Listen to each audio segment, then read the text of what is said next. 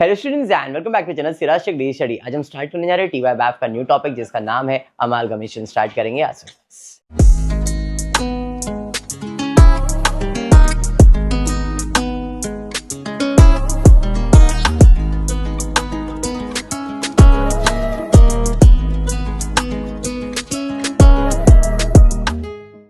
We are starting with the new topic and last topic for FA paper 5। अच्छा, ये जो topic है ये टीवाई बीकॉम और टीवाई बैफ दोनों के लिए इंपॉर्टेंट रहेगा, but before starting with the topic concept को क्लियर करते हैं। कंसेप्ट पकड़ लेना, सम इजी लगेगा, कुछ सम्स लेंदी भी रहेंगे और कुछ सम बहुत शॉर्ट भी रहेंगे, डिपेंडिंग कि पूछा क्या गया है। What is amalgamation? एनीवन? एक छोटी सी बात याद आ रही, दो दिल मिल रहे मगर चुपके चुपके। सुना है ये गाना? यश सुना है? इसमें होता क्या है कि लोग देख तो रहे, कुछ भी नहीं है ऐसा कि ये दोस्ती रहेंगे, लेकिन कॉफी सेंटर पे चले जाते हैं, बराबर है, चाय पीते पोस्ट कर, तो हम लोगों को पता चल रहा है दो दिन मिल रहे लेकिन चुपके चुपके। तो वैसे ही ऐसे कनेक्ट कर लेता हूं मैं कभी कभी। तो अमालगमेशन में भी ऐसी होएगा रिया, अमालगमेशन में ऐसी होएगा, क्या होगा कि दो कंपनी रहेगी, दो कंपनी अपना मास बिजनेस कर रहे, लेकिन बाद में पता चला ये दोनों कंपनी तो पहले से साथ में थे और इन्होंने एक नया कंपनी बनाया हुआ है। ओ वाह, क्या सही है ना, फ्यूचर खुश हो गया। हाँ, तो अब यहाँ पे ऐसा है कि दो पुरानी कंपनी और एक नई कंपनी, और नई कंपनी क्या है, दोनों को मर्ज होके बनी है, अमालगमेट हो गया है। बंधन देख रहे हो, इधर दुनिया, हाँ तुम फील कर रहे हो तो कनेक्ट होगा ही, हमारा क्या है। चलो स्टार्ट कर दो, जास्त कनेक्ट नहीं हो रहा है, अब ध्यान देते। तो ये तो एक मजाक की बात थी, सीरियस भी ऐसा ही है कि कंपनी ए है, कंपनी बी है, ये लोग मस्त बिजनेस कर रहे थे, अपना अलग अलग बिजनेस कर रहे थे, हमको यही लग रहा था, बट कहीं ना कहीं किसी से बिजनेस में कुछ ना कुछ प्रॉब्लम चलते ही रहता है, झगड़ा होते ही रहता है। अचानक में देखा तो wow, AB company is ready to take over the business of A limited and B limited. तो एक नया कंपनी बनने वाला है, किसका बिजनेस ले रहा है? ए का बिजनेस और बी का बिजनेस। अब बिजनेस की बात कर रहे हैं, तो जब भी मैं किसी बिजनेस को अगर ले रहा हूं, परचेज कर रहा हूं, तो बदले में कंसिडरेशन तो देना पड़ेगा। जब भी मैं कोई बिजनेस परचेज कर रहा हूं तो बदले में कंसिडरेशन तो देना पड़ेगा, और उसे कहते हैं परचेज कंसिडरेशन। ठीक है, अब परचेज कंसिडरेशन देने के लिए दो तरीका है। एक, भाई तेरे पास क्या क्या है बता, मैं हिसाब मारूंगा, जो भी तेरे असेट्स है मुझे बता, तूने वैल्यू क्या लगाया मेरे को मतलब नहीं है, मेरे हिसाब से इसका वैल्यू इतना इतना इतना, मैं असेट्स के वैल्यूएशन लगाऊंगा। ठीक है, लायबिलिटीज में किसको किसको देने का बता, मैं लायबिलिटीज का वैल्यूएशन लगाऊंगा, असेट में से लायबिलिटीज माइनस कर दूंगा, जो आएगा मैं तेरे को इतना ही पैसा दूंगा, that is my PC, purchase consideration. समझ में आया? इसे कहते हैं net asset method. Net asset method, इसमें हम क्या करेंगे, जो भी बिजनेस है उसका वैल्यूएशन लगाएंगे।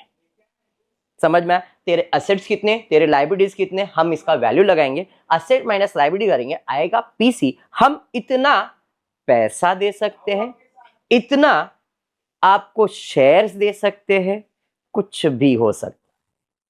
जो पेमेंट कर रहे हो वो पेमेंट आप शेयर्स में कर सकते हो, वो पेमेंट आप कैश में कर सकते हो। शेयर्स में आप इक्विटी शेयर दे सकते हो, आप प्रेफरेंस शेयर दे सकते हो, आपकी मर्जी। आप मतलब कौन? New company. तो न्यू कंपनी जब भी किसका बिजनेस टेक ओवर करता है तो उसके असेट्स और लायबिलिटीज का वैल्यूएशन करता है। तो मैंने ए लिमिटेड को बोला, भाई तेरे असेट्स और लायबिलिटीज का वैल्यूएशन लगाऊंगा। फॉर एग्जाम्पल, तेरा असेट है 5 लाख, लायबिलिटीज है 2 लाख, 3 लाख तेरे बिजनेस का वैल्यू, 3 लाख रुपए तेरे को दूंगा, लेकिन 3 लाख का मैं तेरे को क्या दूंगा? शेयर्स दूंगा। समझ में आया क्या? तो शेयर्स दे रहा है, ये कौन दे रहा है? नया कंपनी। किसको दे रहा है? पुराने कंपनी को। क्यों? असेट माइनस लायबिलिटी के बाद जो वैल्यू है उसका पैसा, पैसा नहीं, पैसे के बदले में शेयर्स। समझ में आया क्या? तो ये ए हो गया। बी कंपनी को बोल रहा है, ये ले 5 लाख रुपए तेरा बिजनेस दे दे। क्या मैंने हिसाब मारा? क्या मैंने असेट माइनस लायबिलिटी किया? नहीं, लमसम अमाउंट। तो पीसी में दो टाइप के पीसी होते, एक हम असेट माइनस लायबिलिटीज करेंगे, दूसरा लमसम, भाई ये ले 5 लाख तेरा बिजनेस दे दे। अब इसमें क्या आएगा मालूम है, फायदा या नुकसान हो सकता है। लमसम मेथड में हमको फायदा या नुकसान हो सकता है, लेकिन नेट एसेट मेथड में फायदा नुकसान नहीं होगा। क्यों? हमने एसेट माइनस लायबिलिटीज किया ना, तो बिजनेस का वैल्यू निकालने के बाद पैसा दिया है, तो नो फायदा नो नुकसान। लेकिन लमसम मेथड में ये ले भाई 5 लाख रुपए, अब 5 लाख रुपए में मैं शेयर दे सकता हूं, 5 लाख में मैं कैश, वो कुछ भी दे सकता हूं, वो हमारा डिसीजन है। लेकिन जो 5 लाख मैं डायरेक्टली पे कर रहा हूं, दैट इज माई पीसी। समझ में? अब मैं बी लिमिटेड को 5 लाख देने के बाद जब उसका बिजनेस लिया, तो मैंने देखा अरे इसका एसेट तो सिर्फ और सिर्फ 4 लाख का है, लायबिलिटीज के अंदर 1 लाख है, 3 लाख का बिजनेस है, मैंने 5 लाख दे दिया, 2 लाख ज्यादा दे दिया, लॉस यानी कि गुडविल। ज्यादा दे रहे हो मतलब गुडविल। अरे यार इसका बिजनेस तो 6 लाख का था, मैंने 5 लाख दिया है, 1 लाख का फायदा, फायदा मतलब कैपिटल रिजर्व। समझा? तो पीसी का कैलकुलेशन दिमाग में बैठ गया। अमालगमेशन में 2 टाइप्स, मतलब 2 पार्ट कर रहा हूं। एक है पीसी कैलकुलेशन, ये समझ में आया, सबसे पहला पीसी ही कैलकुलेट करना है। कुछ सम खाली पीसी का ही आता है ना, इजी भी आता है, तो खाली परचेज कंसिडरेशन ही फाइंड करने बोलेगा, find PC for A limited, find PC for B limited, ऐसा भी बोला जाएगा। एक में नेट एसेट मेथड बोला जाएगा, एक में लमसम मेथड, अपने को पीसी कैलकुलेट करना है। समझ में आया? लमसम मेथड के अंदर अपने को फायदा या नुकसान हो सकता है, नेट एसेट में फायदा नुकसान नहीं होगा। अंडरस्टूड? पक्का समझा है? 100%। अब सॉल्यूशन की बात करेंगे। सॉल्यूशन में 2 टाइप के क्वेश्चन होंगे, एक ओल्ड कंपनी के पॉइंट ऑफ व्यू से सॉल्व करो और एक न्यू कंपनी के पॉइंट ऑफ व्यू से सॉल्व करो। ओल्ड कंपनी के पॉइंट ऑफ व्यू से 2 चीज आ सकता है, जर्नल एंट्री या तो लेजर।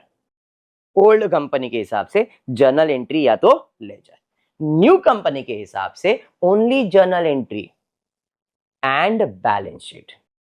न्यू कंपनी के हिसाब से only ledger and balance sheet. कौन सा बैलेंस शीट? तो टी फॉर्मेट आपने पढ़ा है, बट आपको शाहरुख खान की स्टोरी अगर याद हो, पढ़ाया है, उस फॉर्मेट में लिखना है। अब वो फॉर्मेट अपन करेंगे, कोई इश्यू नहीं। समझ में आया? ओल्ड कंपनी के बुक में लेजर और जर्नल एंट्री, न्यू कंपनी की बुक में journal entry and balance sheet.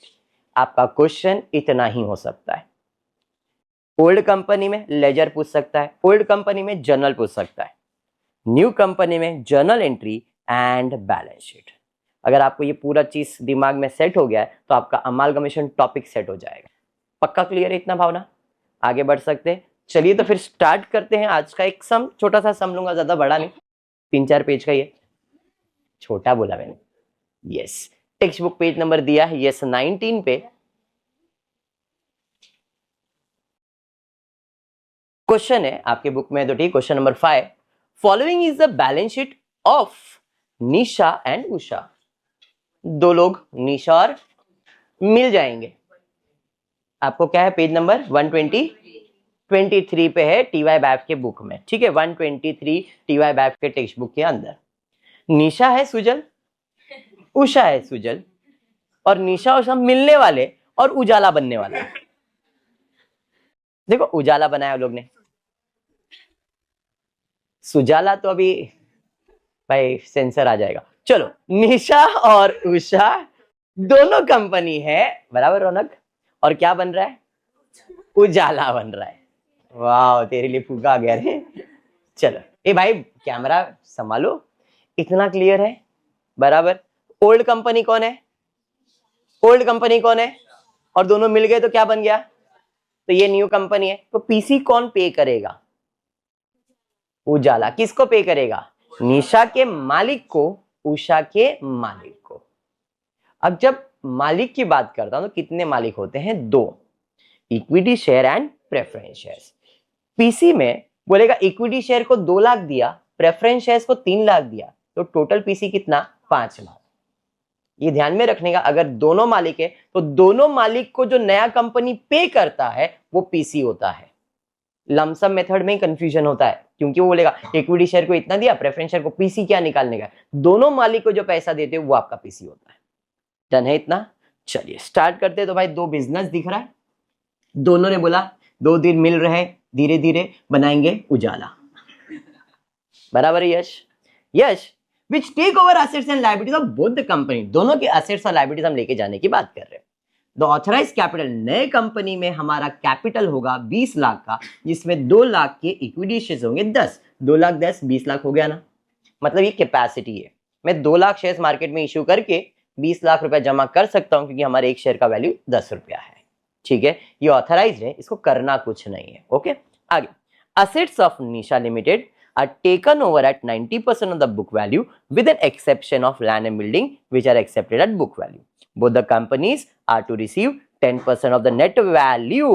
Net value मतलब हम both कंपनी का asset minus liabilities करके net value निकालेंगे, जो भी net value आएगा उसका 10% हमको और मिलने वाला है as goodwill।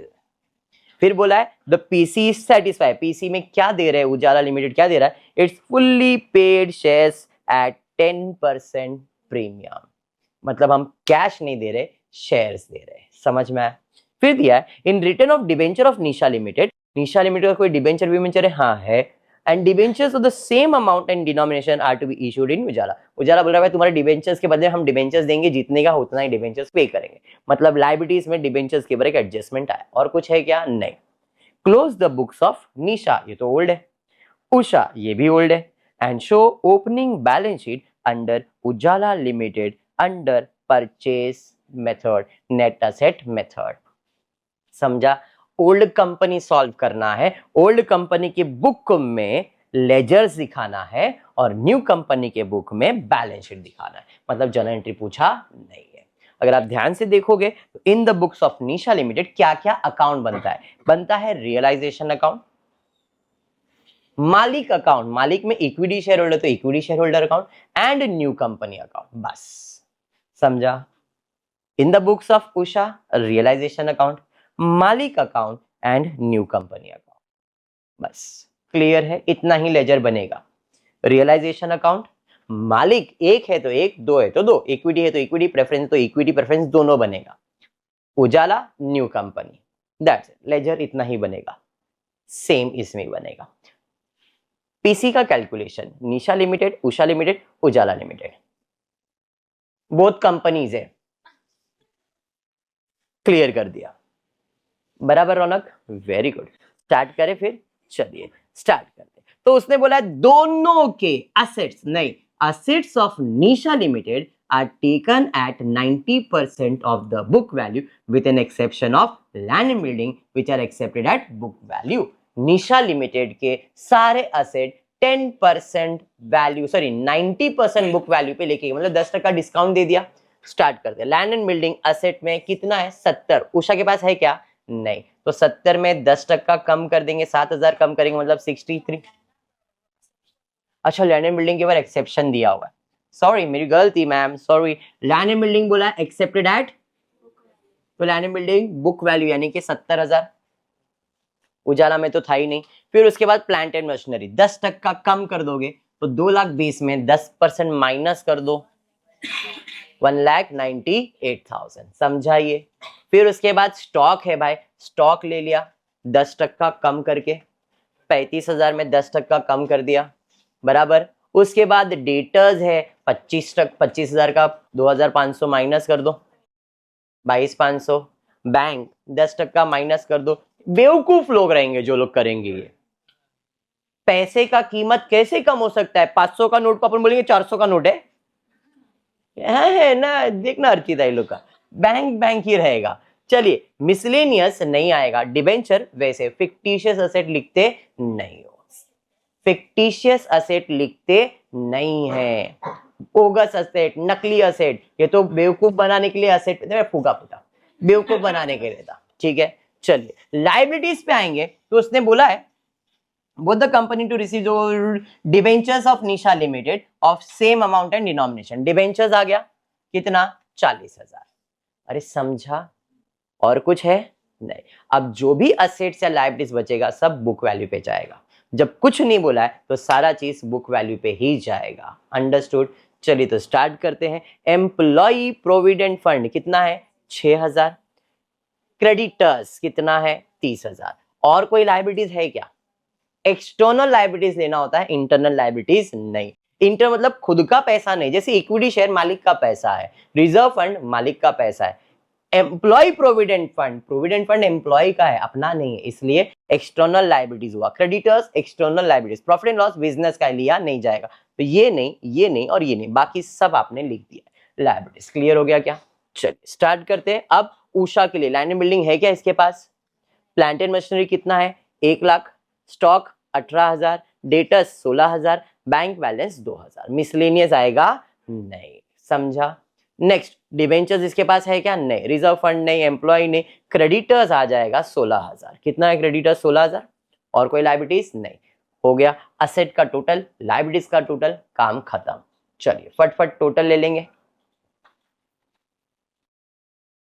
जल्दी से। सब एक ही कंपनी मत करो, निशा के पास मत जाओ, कोई उषा के पास भी जाओ। हाँ very good Sujal.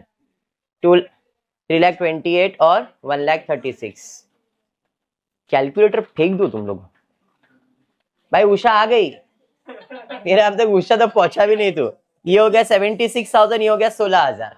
Asset minus liabilities, asset minus liabilities 2,52,000। ये क्या है? पीसी। बट उससे बढ़ता जो भी तुम्हारा नेट एसेट आएगा हम एक्स्ट्रा तुमको 10% देंगे। Both company receive 10% of the net value of their respective business as goodwill. 10% add कर दिया, 10% ऐड किया, तो अपना गुडविल कितना, सॉरी पीसी कितना हो गया? समझा ये? पक्का दिशा? अब पीसी में इतना पैसा देने का है निशा को और उषा को, तो पैसा नहीं दिया, क्या दिया हमने? शेयर्स।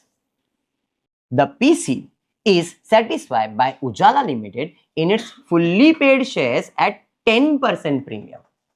मतलब 10 रुपए का चीज है, 10 में नहीं देंगे, 10% बढ़ा के देंगे। तो इनके शेयर का वैल्यू 10 रुपया था, 10 का 10% मतलब 1 रुपया बढ़ जाएगा। मतलब वो शेयर्स कितने में इशू करने वाला है? 11 रुपए में देने वाला है मुझे एक शेयर का वैल्यू। मुझे टोटल कितना मिलने वाला है? 2,77,000। एक शेयर का वैल्यू अगर 11 रुपया है, एक शेयर का अगर 11 रुपया है, तो कितने शेयर इश्यू कर रहा है? नंबर ऑफ शेयर इश्यू कैसे हो जाएगा? 2,77,200 डिवाइड बाय 11। 11 कैसा है समझा है? कितने शेयर देगा? 25,200 शेयर। यहां पे भी 11 रुपए के हिसाब से, समझ में आया? तो न्यू कंपनी आपको शेयर इश्यू कर रही है, कितने? 25,200। एक शेयर का वैल्यू कितना है? 10, और 1 रुपया क्या है? प्रीमियम का। ये बात उसके लिए इंपॉर्टेंट है, नए कंपनी के लिए। पुराने कंपनी को तो पैसे से मतलब है, शेयर से मतलब है। भाई तुम्हें कितना पैसा दे रहा है वो दे दे, इतने शेयर दे रहा है, इतने में मेरे को पैसा इतना मिलने वाला है, उसके लिए वो इंपॉर्टेंट है। समझाइए? तो यहाँ पे हम लिख सकते हैं कैपिटल एंड प्रीमियम में। तो कैपिटल कितना जाएगा? 2,52,000। कैसे?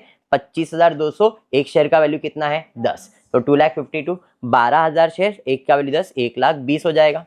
और बाकी जो बचा वो किधर जाएगा? प्रीमियम में। कितने शेयर्स थे? 25,200, प्रीमियम 1 रुपया, तो ये आ गया प्रीमियम, ये आ गया कैपिटल, दोनों को ऐड किया तो टोटल। समझा? समझा? That's it. ये जो चीज बना है इससे पुराने कंपनी का कोई लेन देन नहीं है। पुरानी कंपनी के लिए खाली ये जो किया ना पिंक में, वो इंपॉर्टेंट है, पीसी इंपॉर्टेंट, बाकी कुछ भी इंपॉर्टेंट नहीं है। क्योंकि ये सब कैलकुलेशन न्यू कंपनी ने अपने लिए किया कि मैंने इतने असेट्स खरीदे, इतने में खरीदे, बदले में मुझे इतना पैसा देने का। क्लियर हो गया? आप इसका टोटल मार लो और ये आपका बैलेंस शीट बन गया। This is your balance sheet. ठीक है, अब हम आ जाते हैं ओल्ड कंपनी में। स्टेप्स दे रहा हूं, ये स्टेप्स फॉलो करो, सॉल्व हो जाएगा। ओल्ड कंपनी में सबसे पहला दुकान खाली करो, बंद हो गया बिजनेस। हम तो अभी उजाला के साथ है, अभी पुराना कोई हिसाब ही नहीं अपना, सब एक्स है। तो अपने को क्या करने का है? अपना बिजनेस बंद करने का है। जब अपना बिजनेस बंद करने का है नेहा, तो अपन क्या करेंगे? अपना दुकान खाली करेंगे, बराबर है? तो बिजनेस खाली करेंगे। बिजनेस खाली करेंगे मतलब असेट्स और लायबिलिटीज खाली करेंगे। जैसे ही बिजनेस खाली होएगा, ए भाई पीसी दे, बैलेंस शीट खाली करो, पीसी मांगो, बैलेंस शीट खाली करो, पीसी मांगो, बैलेंस शीट खाली करो, पीसी मांगो। जैसे पीसी मांगेंगे तो पीसी मिलेगा। पीसी में क्या मिल रहा है? शेयर्स मिल रहा है, कैश मिल रहा है, उसकी एंट्री दिखाएंगे और क्लोजिंग करो। 4 स्टेप बताया मैंने। बैलेंस शीट खाली करो, पीसी मांगो, पीसी मिलेगा, क्लोजिंग करो। बैलेंस शीट खाली करो, पीसी मांगो, पीसी मिलेगा, क्लोजिंग करो। बैलेंस शीट खाली करो, पीसी मांगो, पीसी मिलेगा, क्लोजिंग करो। That's it. बैलेंस शीट जब भी खाली करेंगे, ये इंपॉर्टेंट नहीं है, बैलेंस शीट के लिए यही वैल्यू लेने का है। मेरा दुकान इसी पे खाली होएगा, चलो निशा को खाली करते, असेट, सब असेट्स खाली करेंगे। तो to sundry asset, asset debit पे होता है, तो to sundry asset, land 70,000, plant and machinery 2 lakh, stock, debtors, cash balance. और कोई असेट्स है क्या इसके पास? नहीं, असेट्स खाली हो गया। अरे हाँ, लायबिलिटीज खाली कर दे। इक्विटी शेयर तो मालिक के अकाउंट में जाएगा, तो इक्विटी शेयर मालिक के अकाउंट में, यहां पे by balance brought down, equity share का कितना है बाबा? 2 लाख रुपए। डिबेंचर्स भाई अपने अकाउंट में जाएगा, रिजर्व भी इसी को मिलने वाला है, तो यहां पे आ जाएगा बाय सन्ड्री लायबिलिटीज में डिबेंचर्स, कितना? 40,000। समझा? रिजर्व फंड किसको मिलेगा? मालिक को, क्योंकि वो उसी का पैसा है। तो reserve fund, by reserve fund कितना है भाई? पूरा 76,000। फिर क्या है? एम्प्लॉय, भाई बाहर वाले का है, खाली करना पड़ेगा, तो यहां पे आ जाएगा employ provident fund and creditors बराबर। प्रॉफिट एंड लॉस किसको मिलेगा? किसको? ऐसा किया, किसको? मालिक को मिलेगा, मतलब इक्विटी शेयर होल्डर को। बैलेंस शीट खाली हो गया, समझ में आया? अब पीसी मांगेंगे। निशा का पीसी कितना है जरा देखो, 2,77,200। पीसी जब मांगेंगे तो मेरे लिए तो फायदा है, निशा के लिए तो फायदा है। जो भी फायदा है हमने पढ़ा है, debit all expense and losses, credit all income, तो मेरा अकाउंट क्रेडिट हो जाएगा। तो रियलाइजेशन अकाउंट क्रेडिट 2,77,200, इधर क्रेडिट, ये पैसा कौन देगा? न्यू कंपनी, तो न्यू कंपनी अकाउंट डेबिट में। पीसी मांगा, अब पीसी मिलेगा किसको? मालिक को, है नहीं? पीसी आया था, अब मिलेगा तो credit by equity share 2,77,000।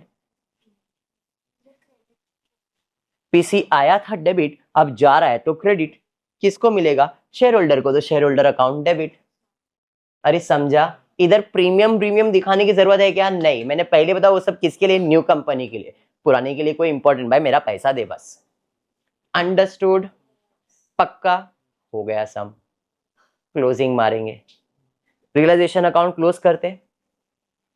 Ujala tally हो गया। रियलाइजेशन अकाउंट में यही साइड का टोटल ज्यादा लग रहा है, अच्छा ये ज्यादा है 3,56,000, 3,56,000 माइनस किया तो लॉस आया 2,800। किधर जाएगा? Equity share holder. इधर क्रेडिट है तो इक्विटी शेयर होल्डर क्या हो जाएगा? डेबिट। अब टोटल मारो, देखो टैली हो जाएगा।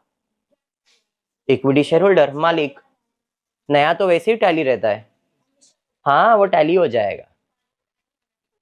इक्विटी शेयर होल्डर टैली ही होना चाहिए। डन है खूब इजी। अभी उजाला में भी सेम प्रोसेस करेंगे, सेम प्रोसेस। बैलेंस शीट खाली करेंगे, लायबिलिटीज, तेरे को कब से ठंडी लगने लगा है? चाहे लैंड एंड बिल्डिंग तो है नहीं, प्लांट एंड मशीनरी पे आ जाएंगे, स्टॉक पे आ जाएंगे, डेटर्स आ जाएंगे, बैंक बैलेंस आ जाएगा। मिसलेनियस खाली तो होगा लेकिन इधर नहीं, क्योंकि ये जो लॉस है नकली लॉस है, किसका है? मालिक का है। तो ये जो लॉस है किसके अकाउंट में जाएगा? मालिक के अकाउंट में। फिक्टिशियस असेट ओनर के अकाउंट में जाएगा, तो ये डेबिट में 5,000, तो ओनर के अकाउंट के अंदर मिसलेनियस एक्सपेंस, डिबेंचर इशू लिखा है क्या? ये miscellaneous expense not return of debenture issue expenses 5,000। Balance sheet समझ में आया? अब इधर इक्विटी शेयर मालिक के अकाउंट में ही जाएगा, बाय बैलेंस इक्विटी शेयर आ गया, डिबेंचर्स नहीं है, रिजर्व फंड ये भी इसी को मिलेगा, बाय रिजर्व फंड आ गया। फिर प्रोविडेंट, क्रेडिटर्स है भाई, क्रेडिटर्स इधर खाली हो जाएगा। और कुछ है क्या? नहीं, बैलेंस शीट खाली हो गया। अब पीसी मांगेंगे कितना? 1,32,000। अच्छा क्यों नहीं लिखा बता? तो पीसी कितना है? 1,32,000। इनकम है तो realisation account credit, new form account debit. समझा? पीसी मांगा, अब मिलेगा, आया था डेबिट, जाएगा तो क्रेडिट। क्या मिला? इक्विटी शेयर कितना? 1,32,000, और मालिक का अकाउंट क्या कर दिया? डेबिट। टैली हो गया, ये हो गया।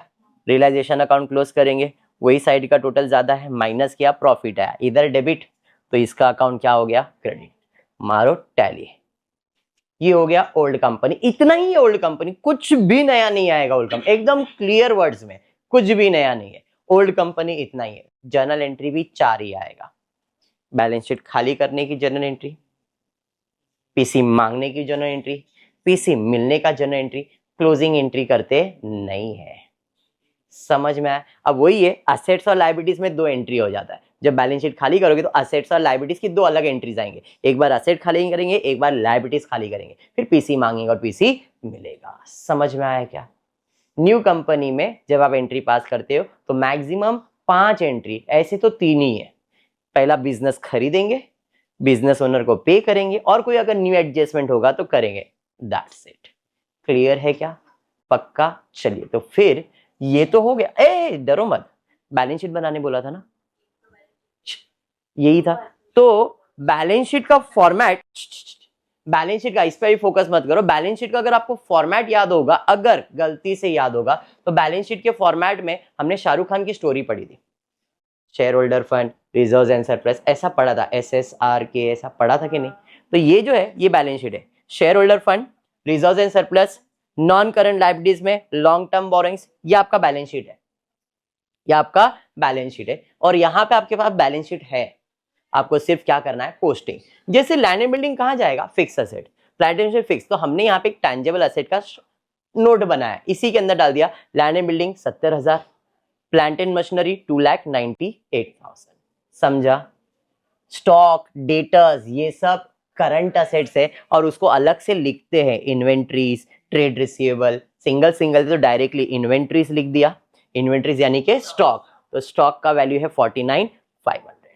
ठीक है। उसके बाद ट्रेड रिसीवेबल कितना है? 38,500। Trade receivable 38,500। समझ में आया? फिर कैश, भाई इसको भी अलग से लिखते हैं, कैश एंड इक्विवेलेंट के अंदर 8,000 रुपए। समझ में आया? असेट्स खत्म।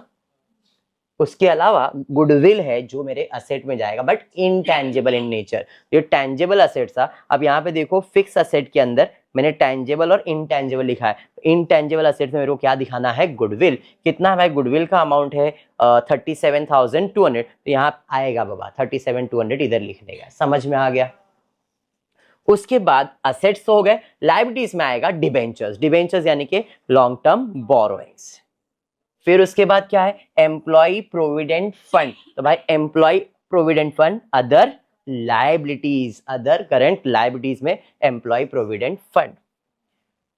क्रेडिटर्स ट्रेड पेबल में चले जाएगा। क्रेडिटर्स हो गया बैलेंस शीट। अब बैलेंस शीट के अंदर गुडविल, गुडविल तो हमारा इनटैंजिबल असेट्स है, तो भाई इनटैंजिबल असेट डाल दिया। तो यही तुम्हारा असेट्स और लायबिलिटीज का पोस्टिंग। इसके बदले में हमको क्या मिलने वाला है? शेयर। तो शेयर कैपिटल में जाएगा। अब यहां पे ध्यान देना, टोटल कितने शेयर इश्यू किया है? 25,200 प्लस 12,000, 37,200। न्यू कंपनी के लिए तो यही शेयर है।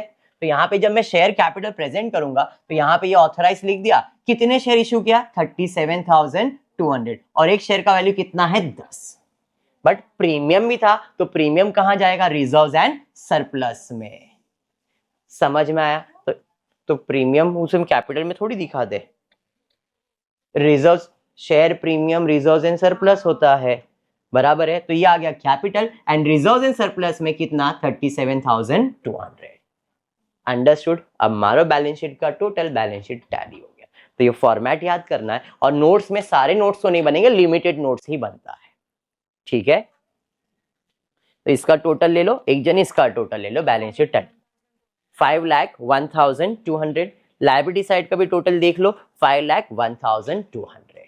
समझ में आया? तो इस तरीके से आपका अमालगमेशन सॉल्व होगा। बैलेंस शीट भी आपके सामने है, खाली प्रॉपर प्रेजेंटेशन देना है। क्लियर है? Balance sheet format by heart करवाया हुआ है, पिछले वीडियोस में आप देखो। और बाकी जिसके जिसके नोट्स क्यों बना रहे, एक से ज्यादा चीजें तो नोट बनाओ, सिंगल सिंगल चीजें डायरेक्टली प्रेजेंट कर सकते हो। ठीक है? पक्का? चलिए तो फिर आज के क्लास को इतना ही रखेंगे। होपफुली वीडियो पसंद आया तो प्लीज वीडियो को लाइक कर देना, फ्रेंड्स ग्रुप में शेयर करना, चैनल को सब्सक्राइब करना। Thank you for watching the video.